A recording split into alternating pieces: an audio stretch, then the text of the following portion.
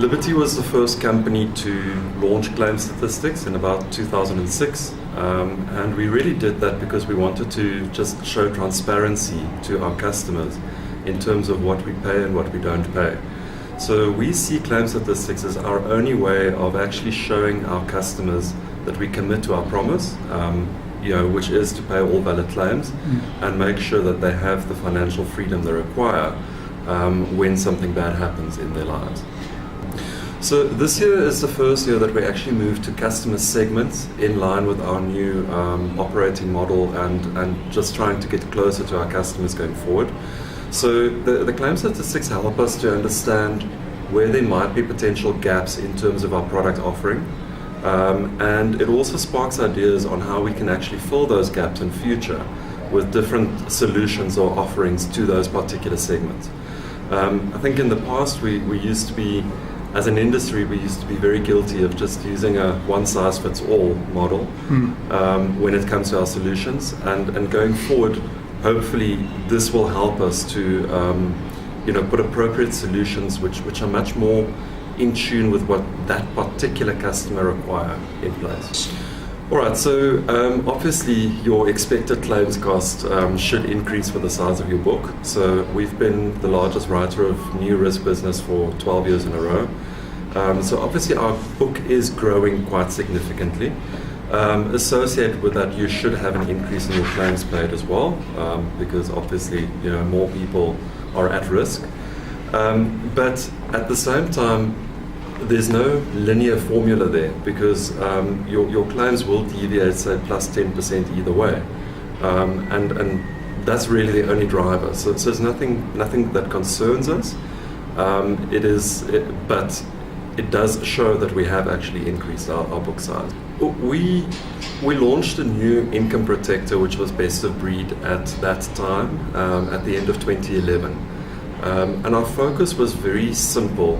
We wanted to get younger people to buy loss of income protection because their only asset is really their income. They haven't built up, large property portfolios or stock portfolios or whatever. But the one thing that they've got going for them is the future earnings potential. So we've had significant marketing drives associated with that, probably 2 above-the-line campaigns, which then culminated in actually getting more younger people on the book in terms of our income protection book. So that is something that we've always preached. Get your income protection in place as soon as possible.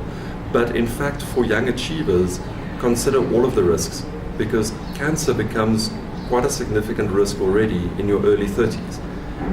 As we see in the statistics. So a phenomenon that we've always seen, a trend if you like, women tend to buy more living benefits compared to men. Men buy more life cover.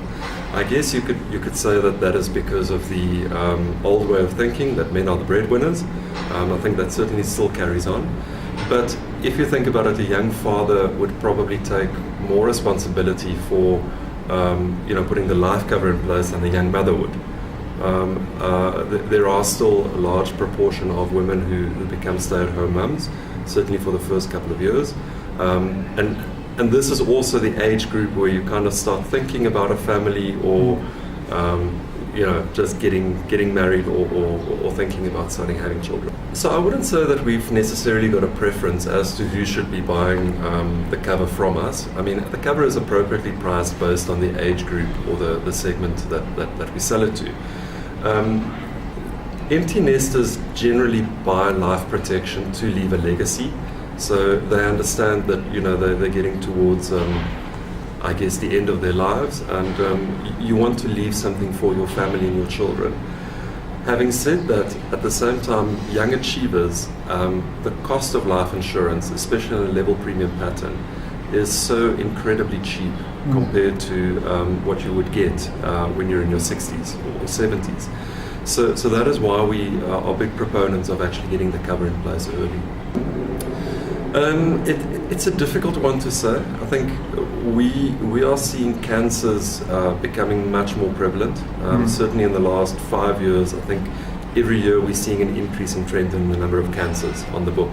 Now that could be because we are selling more critical illness cover. That is potentially one of the reasons. But I do believe that there is a general increase in the level of prevalence across all types of cover, actually.